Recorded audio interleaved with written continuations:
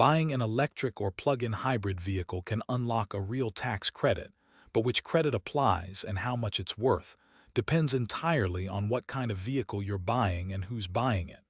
There are three separate credits here: one for new vehicles, one for used vehicles, and one for commercial vehicles, and each plays by its own rules. Before we go deep on any one of these, it helps to see all three side by side. The new clean vehicle credit under Section 30D tops out at $7,500.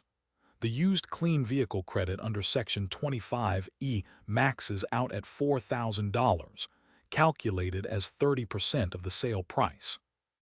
And the commercial vehicle credit under Section 45W can reach $40,000 for heavy vehicles, or $7,500 for smaller ones. Notice the requirements column 2, because that's where these three really diverge. The new clean vehicle credit isn't a single lump payment. It's built from two separate $3,750 components, each tied to a different battery sourcing test, one for critical mineral sourcing, one for battery component sourcing. A vehicle can qualify for one half, both halves, or neither, depending entirely on where its battery materials come from. Meeting both battery tests isn't enough on its own. The vehicle also needs final assembly in North America, and the buyer has to fall under the income caps: $150,000 for single filers, $300,000 for married filing jointly, or MFJ filers. On top of that, the vehicle's MSRP, or manufacturer's suggested retail price, can't exceed $55,000 for most cars, or $80,000 for SUVs, trucks, and vans. Miss any one of these, and the credit shrinks or disappears entirely. The used clean vehicle credit works differently.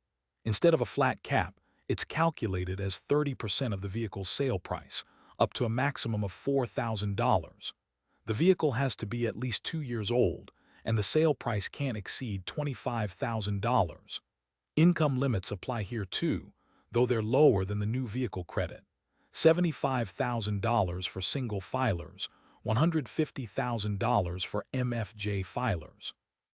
And a given vehicle can only generate this credit once every 3 years. The commercial vehicle credit under Section 45W is a different animal altogether.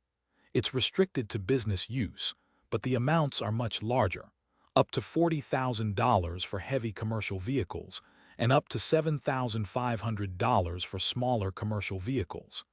This credit also comes with a unique feature the other two don't have: transferability. This is what makes Section 45W stand out.